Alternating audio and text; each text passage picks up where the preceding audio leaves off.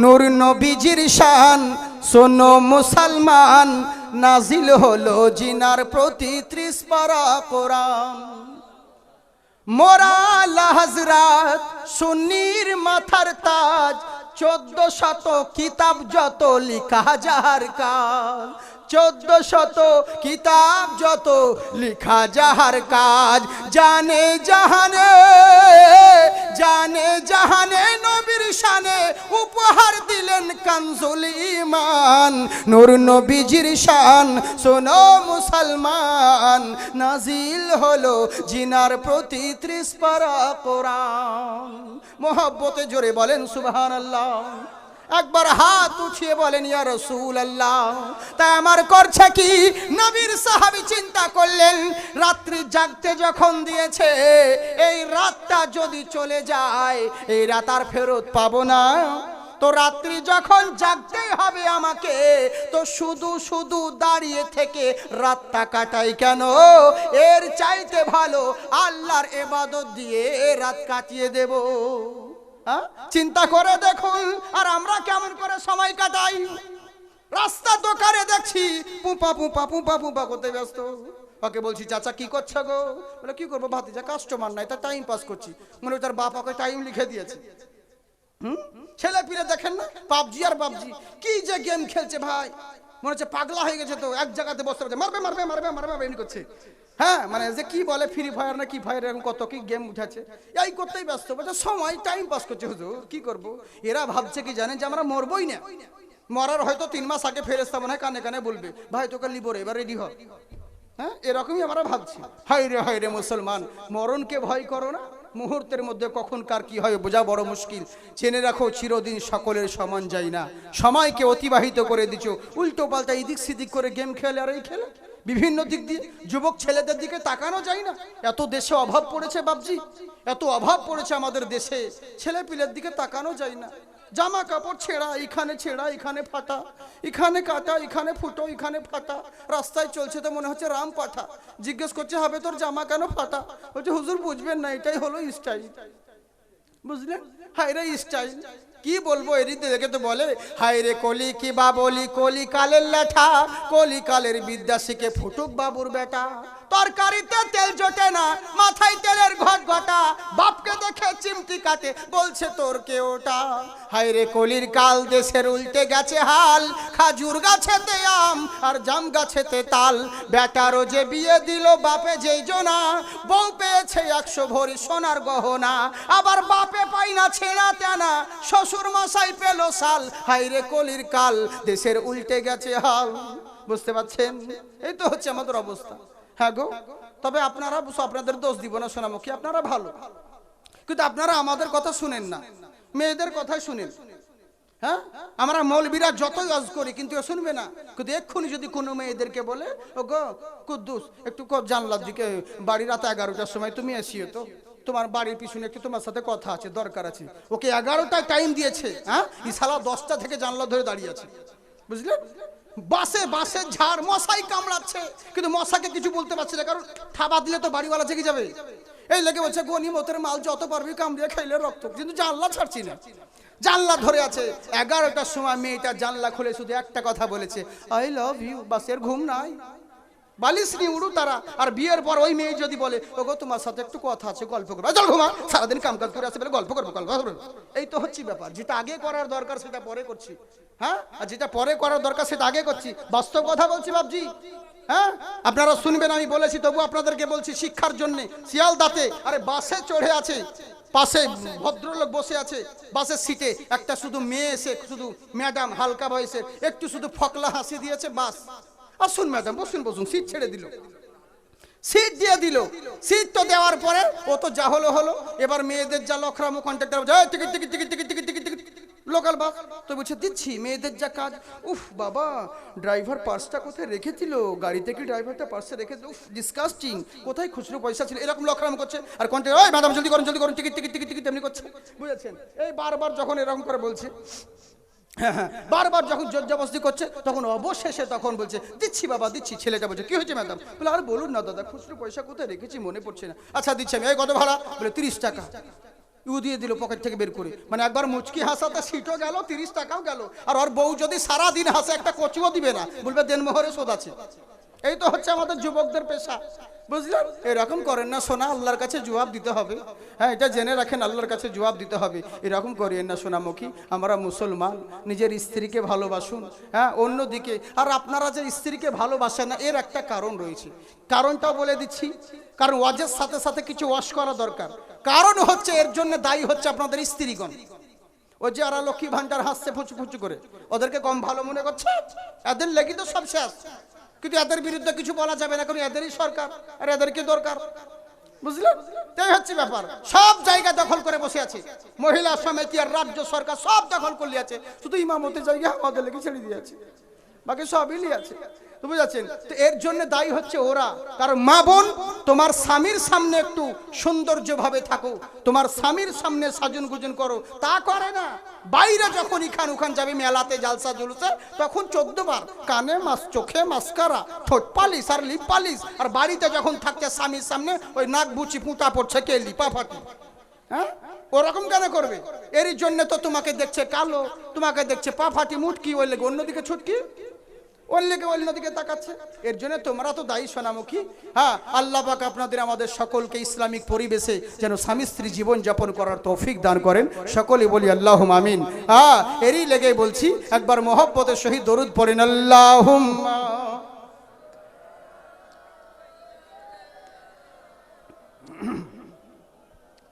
ওয়ালা আলি সাইয়্যিদিনা। दर्शन के दिन लहराइल हो जति मक्का मदीना। भोजपुरी बोलছি শোনো না, সুবহানাল্লাহ বলো না। আমার কমিটি ভাই কানে কানে বলে গেল, একটা গজল বলিয়েন। তো আমার আগে আমাদের জামিল সাহেব, আল্লাহ ওনাকে আওয়াজ দিয়েছে, সত্যি খুব সুন্দর, আমাদের অনেক সিনিয়র। যাই হোক, উনি হ্যাঁ খুব মূল্যবান বক্তব্য আপনাদেরকে রাখলেন। আর উনার গলা আল্লাহ পাকের রহমত কোনোদিন বসে না। উনার গলা দেখেছেন টান টান, আর আমার গলা দেখেন পাতি হাঁসের মতন ফ্যাঁস ফ্যাঁস ফ্যাঁস ফ্যাঁস করছে। তো যাই হোক, হ্যাঁ ইনশাল্লাহ আমি বলছি, তো উনি খুব সুন্দর আপনাদেরকে ভোজপুরি কালাম শোনালেন। তো আমার হিট কালাম সবাই শুনতে চাই, তো এলাকা আমিও 2 লাইন বলেই দিই নাকি? সুবহানাল্লাহ বলবেন না? কারা কারা শুনবেন হাত উঠান, কারা কারা পয়সা দিবেন? জানি তো রুহু বের করা সহজ, কিন্তু রুপিয়া বের করা সহজ নয়। হাইরে হাইরে মুসলমান, এই জন্য মুহাব্বতের সঙ্গে বলেন সুবহানাল্লাহ।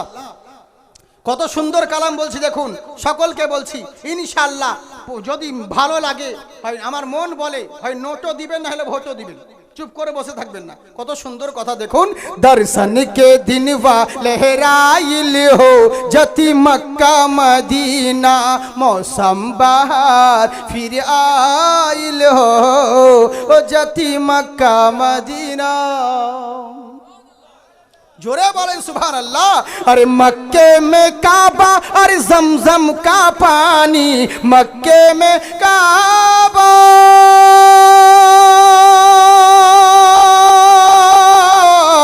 मक्के में काबा और जमजम का पानी, हजरत खलीली और ज़ैबी की निशानी।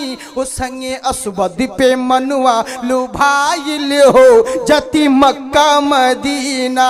मौसम बहार फिर आइल हो ओ जति मक्का मदीना।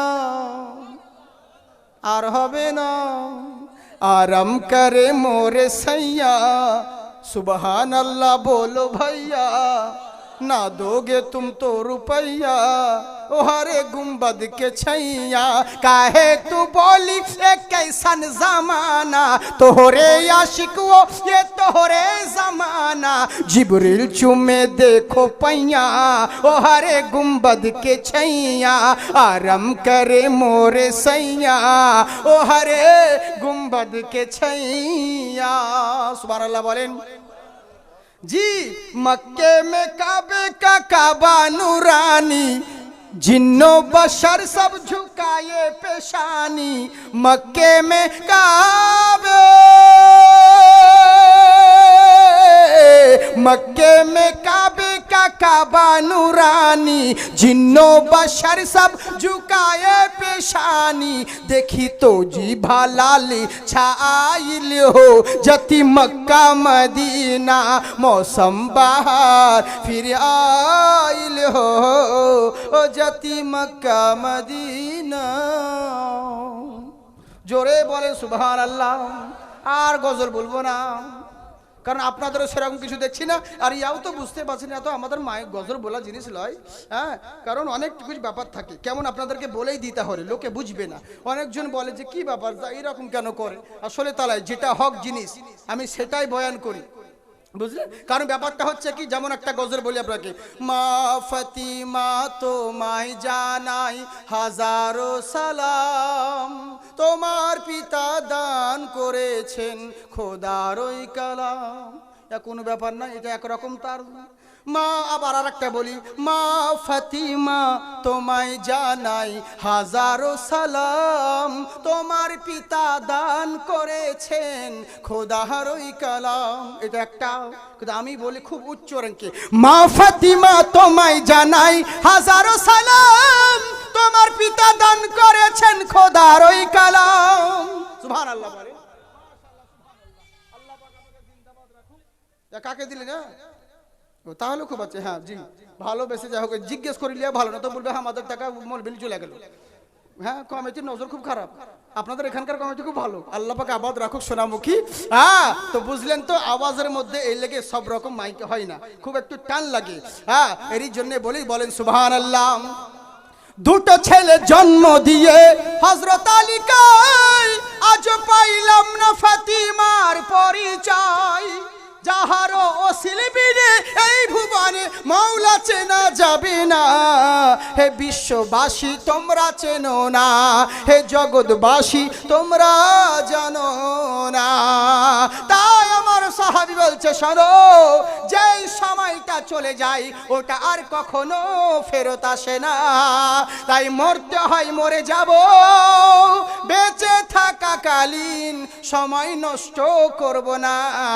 নবী বলেছেন পাহারা দিতে, আমি জেগে জেগেই পাহারা দেব, কিন্তু এখানে কোনো বিপদের সংকেত দেখছি না, হিংস্র পশুর উৎপাত দেখছি না, মরতে হয় মরব, রাত যখন জাগতেই হবে, শুধু শুধু দাঁড়িয়ে থেকে রাত্রি কাটাবো না, এর চাইতে ভালো আল্লাহর ইবাদত দিয়ে রাত কাটিয়ে দেব। এই বলে আল্লাহু আকবার বলে নামাজের নিয়াত করলেন, নামাজে দাঁড়িয়ে রইলেন।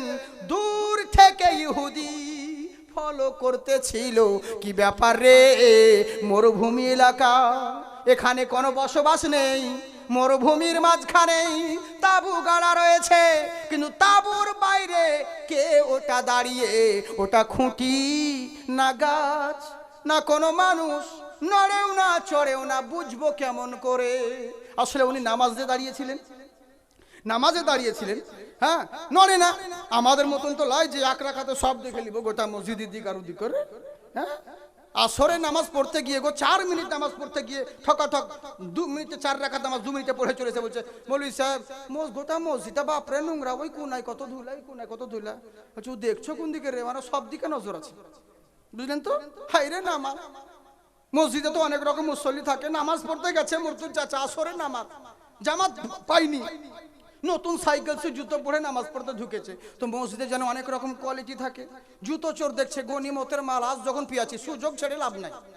তো এই ফলো করছে, মাস্টারের ওযু করা হয়ে গেল, নামাজ পড়তে ঢুকেছে।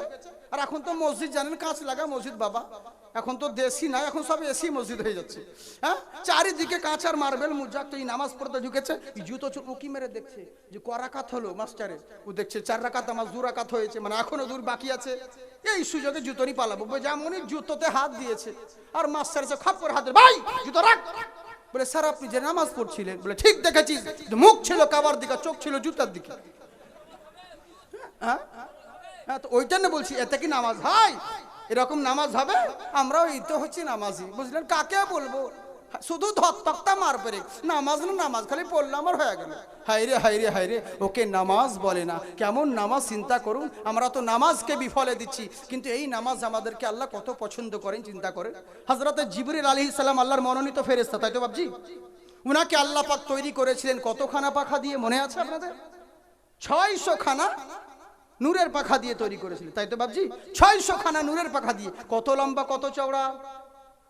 হাদিস শরীফের মধ্যে সে একটা মরুভূমির ছুটন্ত ঘোড়াকে যদি ছুটিয়ে দেওয়া যায় তো গোড়া থেকে কিনারায় পৌঁছাতে 500 বছর লাগবে।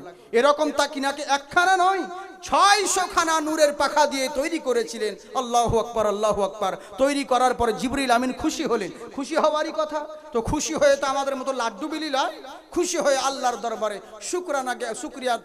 শুকরানা জ্ঞাপন করার জন্য 2 রাকাত নামাজের নিয়াত করলেন। আল্লাহু আকবার, আল্লাহু আকবার বলে দাঁড়িয়ে গেলেন। দাঁড়িয়ে জিবরিল আলাইহিস সালাম প্রথম রাকাতে 20,000 বছর কাটালেন, তারপরে রুকু সেজদা করলেন। জিবরিল আমিন আবার দ্বিতীয় রাকাতে দাঁড়িয়ে গেলেন, আবার দাঁড়িয়ে আল্লাহ আল্লাহ, আল্লাহু আকবার, আল্লাহু আকবার। আবার জিবরিল আলাইহিস সালাম দ্বিতীয় রাকাতে দাঁড়ালেন, দাঁড়ানোর পরে আবার 20,000 বছর কাটালেন, তারপরে রুকু সেজদা করলেন। জিবরিল আলাইহিস সালাম 2 রাকাত নামাজ আদায় করেছিলেন, 40,000 বছর কাটিয়েছিলেন। জোরে বলেন সুবহানাল্লাহ। 2 রাকাত নামাজ আদায় করেছিলেন, 40,000 বছর কাটিয়েছিলেন।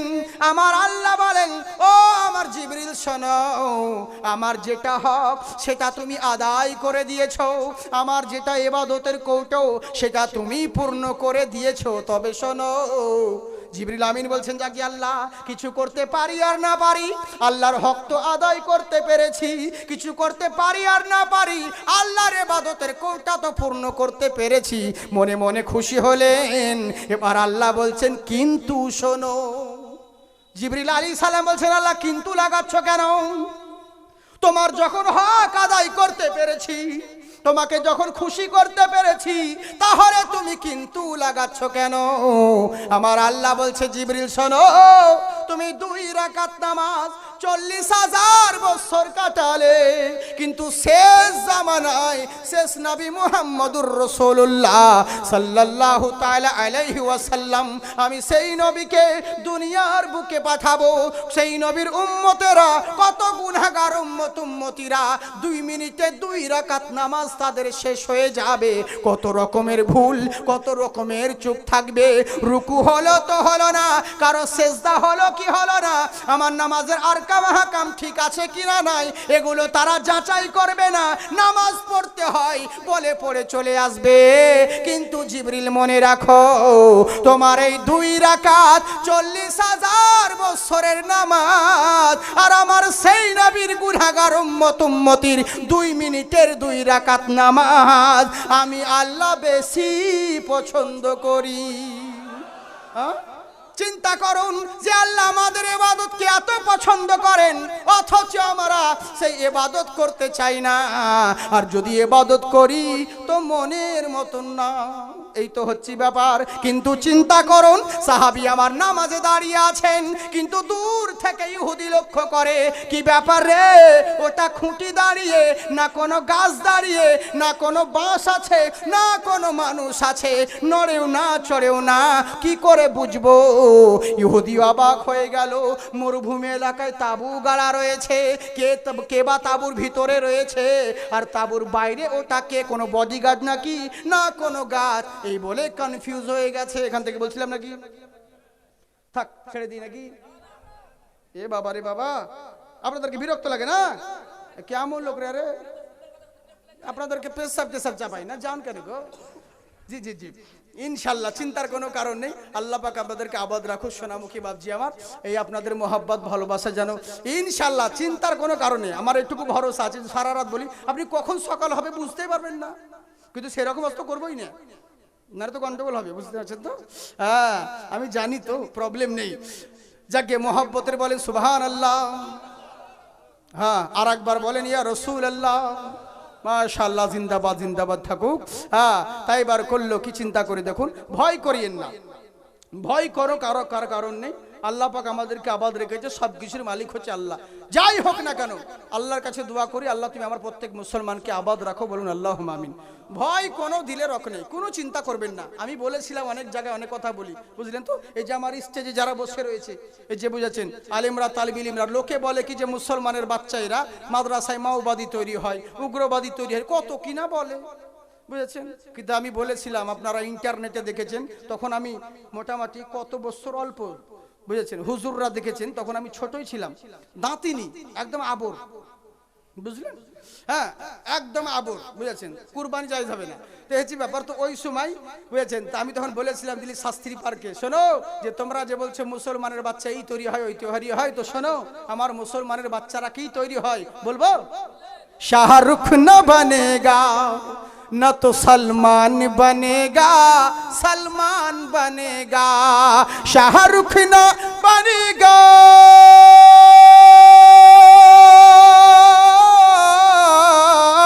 शाहरुख न बनेगा न तो सलमान बनेगा, न तो सलमान बनेगा। ये बच्चा मेरा हाफिज कुरान बनेगा, कुरान बनेगा। ए दीन के दुश्मन तू जरा तेरी खैर नहीं है, अल्लाह के घर देर है अंधेर नहीं है। हाँ? আল্লাহর ঘর দের রয়েছে, অন্ধকার নয়। শুধু কালাম দেখেন, এ মুমিনো তুনো সবর তো রাখো, এ রাতি আয়ে সवेरा भी आएगा, फिरौन आ गया है तो मूसा भी आएगा। ए दीन के दुश्मन तू जरा गौर से सुन ले, जरा गौर से सुन ले, ये बच्चा तेरी मौत का सामान बनेगा, सामान बनेगा। চিরদিন সবার সমান যায় না। হ্যাঁ, আজকে ক্ষমতার জোরে যা ইচ্ছা তাই করে বেড়াও, কিন্তু জেনে রাখো এই ফুটানি চিরদিন চলবে না। আমাদের নেতা মন্ত্রীরা ভাবছে আমরা মরবই না, দুই পাশে বডিগার্ড আছে, তো কিছু হলে তো একে 47 ধাঁধা করে উড়াবে। হ্যাঁ, আল্লাহ বলছে বেশি বাড়াবাড়ি করিস না, তোকে জব্দ করার লেগে কোনো হাতিয়ার লাগবে না, কোনো একে 47 দরকার নাই, কিচ্ছুই লাগবে না। শুধু 4 পিস হাতে গুনে কাঠ পিঁপড়ে, লাল পিঁপড়ে লুঙ্গির তলে ভরে দিব। আপনি উস্কুস উস্কুস করবি, বডিগার্ডরা বলবে কি হয়েছে স্যার, ফায়ার করবো, বাস কেসা খতম। এর লেগে বেশি বাড়াবাড়ি করিস না। যে মালিক হিরো করতে পারে সে জিরো করতে পারে, তাই তো ভাবছি। এনআরসির সময় জানেন না আমাদেরকে কতজনা ডোজ মারতো জানেন, রাস্তাঘাটে বলতো এবার তোমাদের বিপদ, নোড়াদের বিপদ। বলে কেন? বলে টুপি দাড়ি যাদের আছে তাদের খুব বিপদ। বলে কেন? বলছে যদি ভারতে কোনোদিন এনআরসি হয় তো টুপি দাড়ি যাদের আছে এদের খুব বিপদ। বলে কেন? বলছে এদের লেভেল দেখে তো চিনে নিবে যে মুসলমান, সোজা ডিটেনশন ক্যাম্পে ভরবে। আর বলে আমাদের থেকে বিপদে তোরা বেশি আছি। বলে কেন?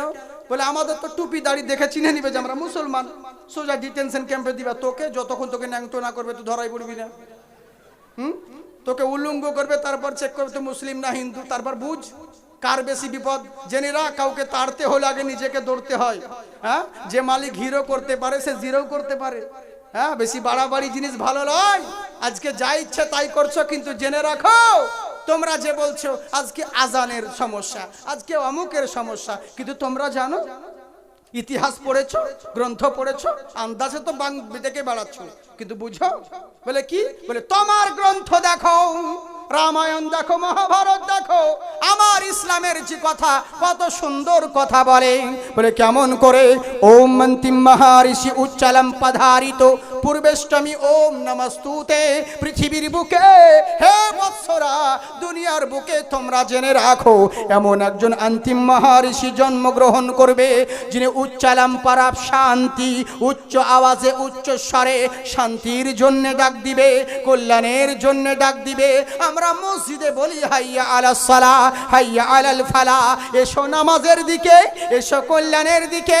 তাই জেনে রাখো ওই নবী পৃথিবীর বুকে এসে প্রত্যেকটা প্রত্যেকটা মানুষকে উচ্চস্বরে কল্যাণের জন্য ডাক দিবে। ওনার ডাকে যদি সাড়া দিতে পারো তাহলে তোমরা লাভবান হবে। আর শুধু তাই নয়, যদি ওনার ডাকে সাড়া না দিয়ে নিজের মন মতন চলো, ক্ষমতার জোর দেখাও, তাহলে জেনে রাখো যমরূপম অতি ভয়ঙ্করা, মরার পরে ভাবছো শ্মশানে পুড়িয়ে দিবে, কেশা খতম হয়ে যাবে। কখনো ভুল ভেবো না, এটা তোমার ভুল ধারণা। যেই মালিক সৃষ্টি করেছে ওই মালিক তোমাকে পুনরায় জীবিত করবে, আর জীবিত করে ছেড়ে দেবে না। চূড়ান্ত ভয়ঙ্কর শাস্তির জন্যে তোমার খোদার কাঠ গড়ায় সেই দিন স্রষ্টার দরবারে হাজির হতে হবে।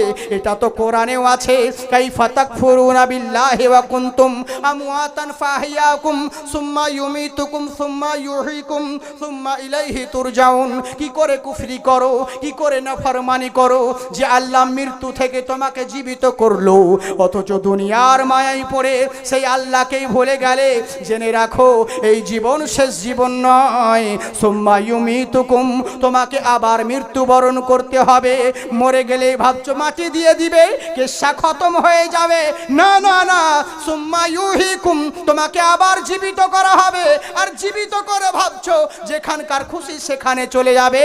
না, সুম্মা ইলাইহি তুরজাউন, চূড়ান্ত সিদ্ধান্তের জন্য খোদার কাঠ গড়াই হাজির হতে হবে। তাই জেনে রাখো এই জীবন শেষ জীবন নয়, এর পরে আরো একটা জীবন রয়েছে। তাই এই জীবনটাকে যেমন কর্ম করবে ওই ফলটা সেখানে স্বর্গে পাবে।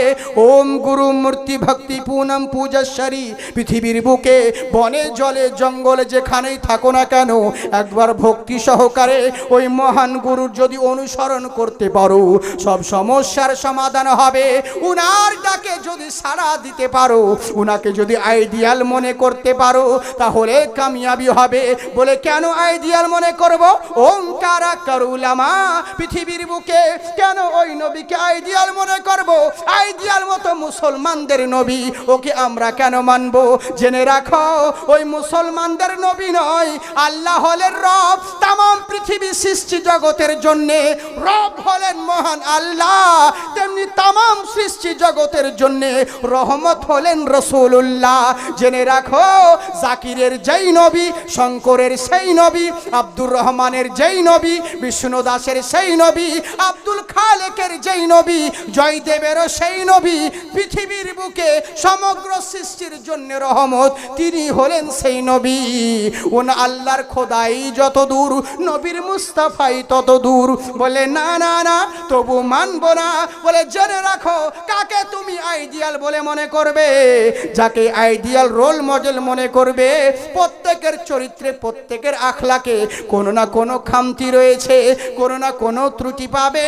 কিন্তু জেনে রাখো ওই মহান স্রষ্টার বিরহিত মহামানব মহান দূত নবী মুস্তফা, উনার চরিত্রে কোনো কলঙ্ক নেই, কোনো দাগ নেই। ওনাকে যদি রোল মডেল বানাতে পারো, সব জায়গায় লাভবান হবে। বলে কেমন করে, কোন কোন কাজে রোল মডেল বানাবো? বলে যে কোনো কাজে ওই নবী মুস্তফাকে যদি রোল মডেল বানাতে পারো তাহলে লাভবান হবে।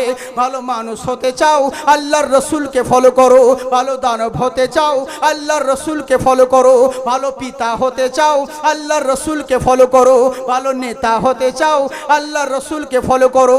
সমাজের মাথা হতে চাও, আল্লাহর রসুলকে ফলো করো। ভালো লিতা হতে চাও, আল্লাহর রসুলকে ফলো করো। ভালো বন্ধু হতে চাও, আল্লাহর রসুলকে ফলো করো। ভালো স্বামী হতে চাও, আল্লাহর রসুলকে ফলো করো। নামি দামি হতে চাও, আল্লাহর রসুলকে ফলো করো। অনুগামী হতে চাও, আল্লাহর রসুলকে ফলো করো। মহাজ্ঞানী হতে চাও, আল্লাহর রসুলকে ফলো করো। ভালো ব্যবসায়িক হতে চাও, আল্লাহর রসুলকে ফলো করো। ভালো বাণিজ্যিক হতে চাও, আল্লাহর রসুলকে ফলো করো। ভালো ধার্মিক হতে চাও, আল্লাহর রসুলকে ফলো করো। ভালো প্রেমিক হতে চাও, আল্লাহর রসুলকে ফলো করো।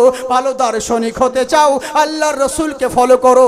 ভালো বৈজ্ঞানিক হতে চাও, আল্লাহর রসুলকে ফলো করো। ভালো টিচার হতে চাও, আল্লাহর রসুলকে ফলো করো। ভালো লিডার হতে চাও, আল্লাহর রসুলকে ফলো করো। ভালো কমান্ডার হতে চাও, আল্লাহর রসুলকে ফলো করো। ভালো গভর্নর হতে চাও, আল্লাহর রসুলকে ফলো করো। ইহ জগৎ এবং পর জগতে যদি লাভবান আর কামিয়াবি পেতে চাও, কোন মোল্লাকে নয়, রাসূলুল্লাহকে ফলো করো। লাকাদ জাআকুম রাসূলুম মিন আনফুসিকুম আজিজুন আলাইহি মা আনিতুম হারিসুন আলাইকুম বিল মুমিনিনা রাউফুর রহিম। কেমন করে চলবে, কেমন করে খাবে, কেমন করে পড়বে, জীবন ব্যবস্থা কেমন তোমার হবে, চলন বলন কেমন হবে, তোমার জন্য রাসূল হলো জেরাস কপি। নবীর আদর্শকেই মানতে পারলে তোমরাই কামিয়াবি, তোমরাই হবে জান্নাতি। লাকাদ কানা লাকুম ফি রাসূলিল্লাহি উসওয়াতুন হাসানা। তোমার জিন্দেগি আল্লাহ রাসূলের জিন্দেগিকে যদি মিলাতে পারো, তাহলে তোমরাই কামিয়াবি, তোমরাই জান্নাতি। আল্লাহ তোমাকে চোখ দিয়েছে, এই চোখে সবাইকে দেখো। নিজের চোখ কান মুখ কপাল কিছুই দেখতে পাও না, কি আফসোস রে। এই চোখে সবাইকে দেখি, নিজের চেহারা কেন দেখতে পাই না? তখন সায়েন্টিস্ট বলবে, আরে বেকুব কোথাকার, নিজের চেহারা দেখার জন্য আয়নার প্রয়োজন আছে, নিজের জিন্দেগি দেখার জন্য সরকারে মদিনার প্রয়োজন রয়েছে। বলেন আল্লাহু আকবার। তাই হে বৎসরা, ওই নবীকে যদি রোল মডেল বানাতে পারো, তাহলে তোমরা লাভবান হবে। আর ওই নবী যেই জিনিসগুলোকে দিবে, সেগুলোকে সাদরে গ্রহণ করবে। এরই লেগেই করলো কি, আমার নবী মুস্তাফা সাল্লাল্লাহু তাআলা আলাইহি ওয়াসাল্লাম যেটা দিয়েছেন, সেটা তোমরা সাদরে গ্রহণ করো। আর যেটা নিষেধ করবে, সেটা থেকে তোমরা দূরে থাকো। তাই আমার নবী বলেছেন, নবী তোমাদেরকে এনে দিয়েছে সালাত, সেই সালাত তোমাদেরকে কায়েম করতে হবে। নবীর কথা অমান্য করে চলবে না। নবীর কথা মেনে যদি দুনিয়াতে চলতে পারো, এখানেও লাভবান হবে, ওখানেও কামিয়াব হবে। তাই আমার নবীর সাহাবী, উনি নামাজে দাঁড়িয়ে আছে, নড়েও না চড়েও না, দূর থেকে ইহুদি লক্ষ্য করতে আছে। ওটা মানুষ দাঁড়িয়ে না কোনো খুঁটি দাঁড়িয়ে, যা হবে হোক না কেন একবার চেক করে তো দেখি, এই বলে তীর নিয়ে দাঁড়িয়ে আছে। এখান থেকে বলছিলাম, হ্যাঁ থাক, ছেড়ে দিই।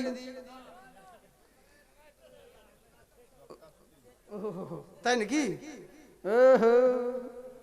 তাহলে আর বলি নাকি 2 মিনিট? হ্যাঁ,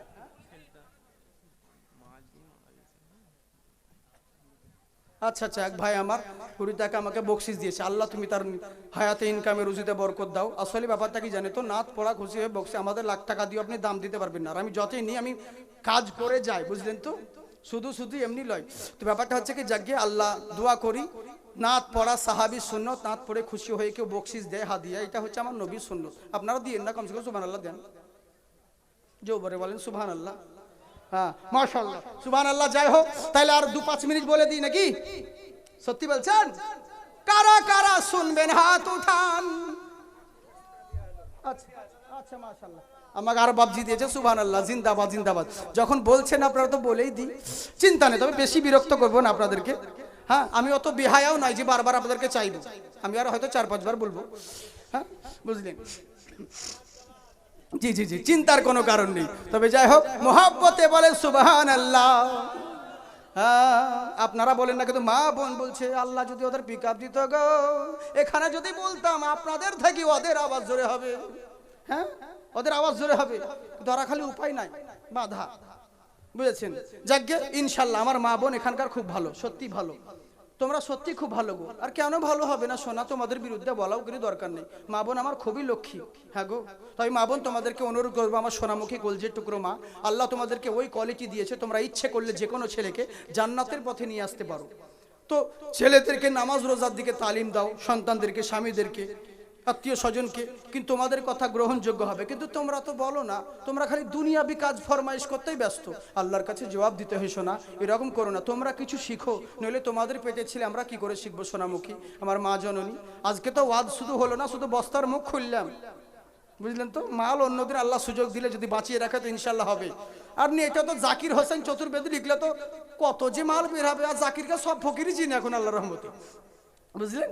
কিন্তু আমার নিজস্ব কোনো ব্যক্তিগত চ্যানেল নেই। অনেক ভাইরা ইউটিউব হচ্ছে। আবার এক ভাই জাকির সিবিডি বলে আমার একটা চ্যানেল খুলেছে। হ্যাঁ, যাকে অনেকজন করুক, অসুবিধে নেই। তবে আমি প্রত্যেক ইউটিউবারদেরকে অনুরোধ করবো, শোনা, এমন কোনো কাজ করিও না যাতে মানে ইসলামের কোনো কলঙ্ক হয়, কোনো বক্তার কলঙ্ক হয়, বুঝলেন। ওই সামনে হুজুর হুজুর 2 মিনিটের ভিডিও করতে দেন হুজুর, 2 মিনিটের ভিডিও করতে দেন হুজুর, নিয়ে যেমন ভিডিও করে বাস, বুঝলেন তো। ভিডিও করে নিল, পরের দিন ইউটিউবে ছেড়ে দিয়েছে ও জাকির চতুর্বেদী, একদম পুরোহিতকে বাঁশ দিয়ে দিল। কিন্তু পরে যে বাঁশ আমি খেয়েছি ওটা দেখছে না, ও এখন ভিউয়ার লেগে যা লিখতে হয় লিখে দিয়েছে। কি করবে বুঝেছেন? এই হচ্ছে ব্যাপার।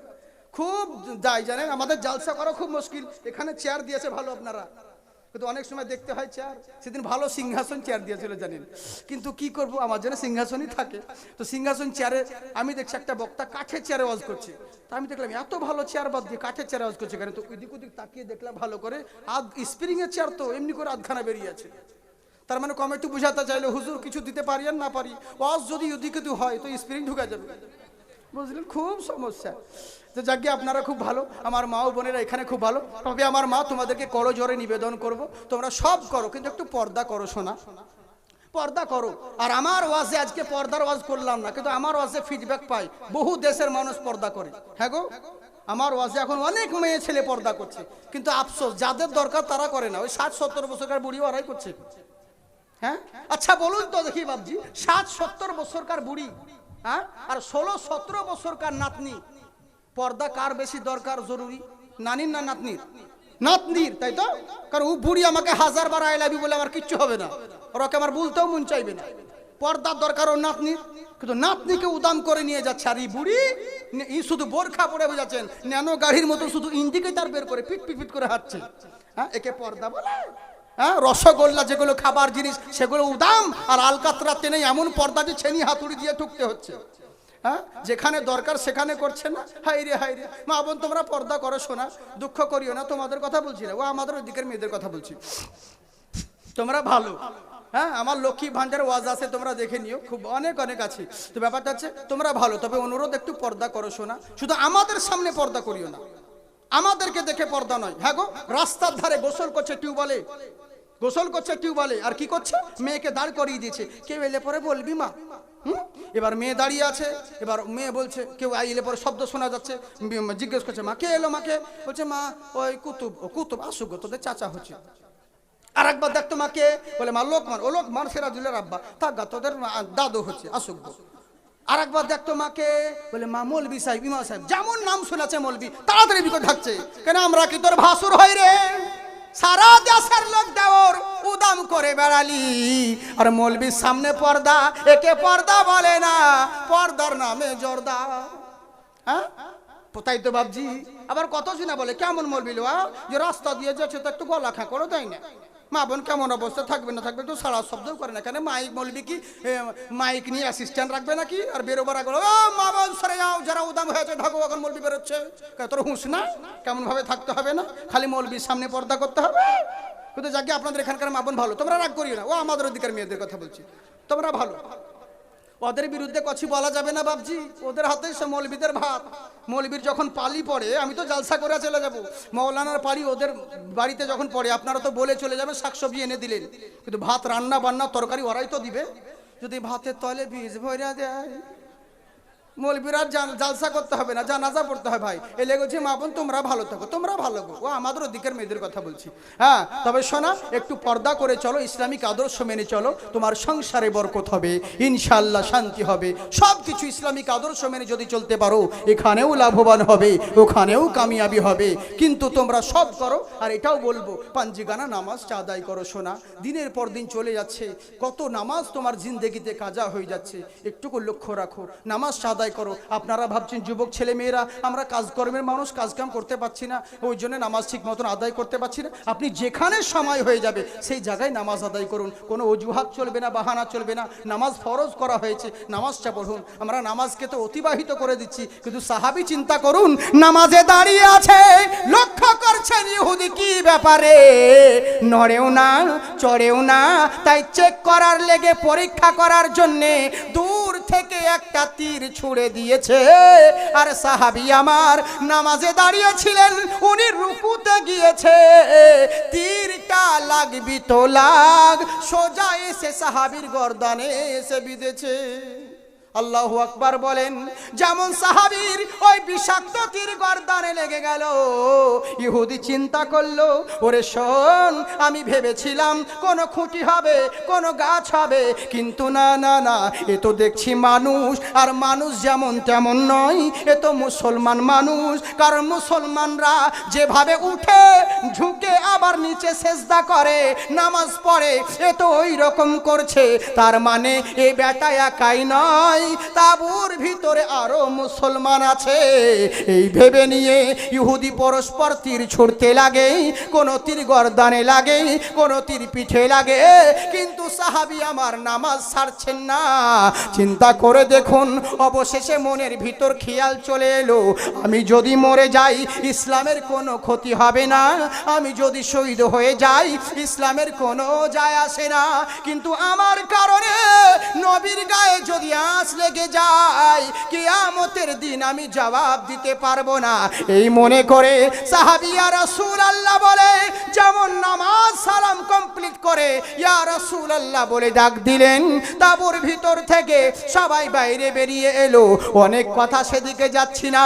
আমার নবী মুস্তাফা সাহাবীর মাথাটাকে নিজের উরু মুবারাকে রেখে বলছে, ও আমার সাহাবী শোনো গো, এ কি হাল তোমার করেছো, পুরো শরীরটা রক্তে লেলিহান হয়ে গেছে, এ কি হাল করেছো তোমার। বলে ইয়া রাসূলুল্লাহ, নবী গো, আপনি আমাদেরকে পাহারা দিতে বলেছিলেন, মনে মনে চিন্তা করলাম এখানে কোনো বিপদ সংকেত নেই, এখানে শত্রুদের হামলার ভয় নেই, তাই রাত্রি যখন জাগতে হবে শুধু শুধু দাঁড়িয়ে থেকে রাত কাটাই কেন, এর চাইতে ভালো আল্লাহর ইবাদত দিয়ে রাত কাটাবো।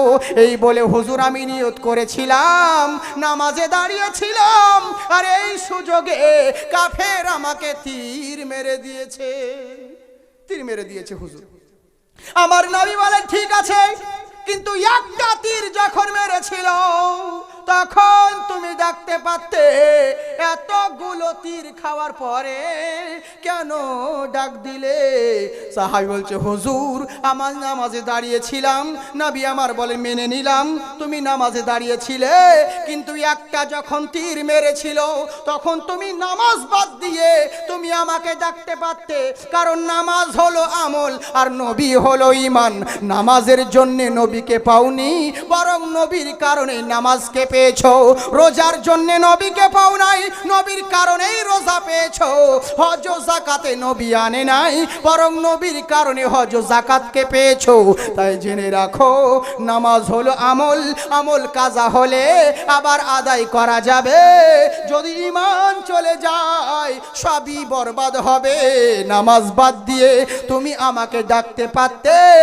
সাহাবী বলছে, সাদ্দাকতা ইয়া রাসূলুল্লাহ, হুজুর আপনি ঠিকই বলেছেন, কিন্তু শুনুন, আমি যখন নামাজে দাঁড়িয়েছিলাম নামাজের মধ্যে সূরা ফাতিহার পরে সূরা রহমান তেলাওয়াত করতেছিলাম।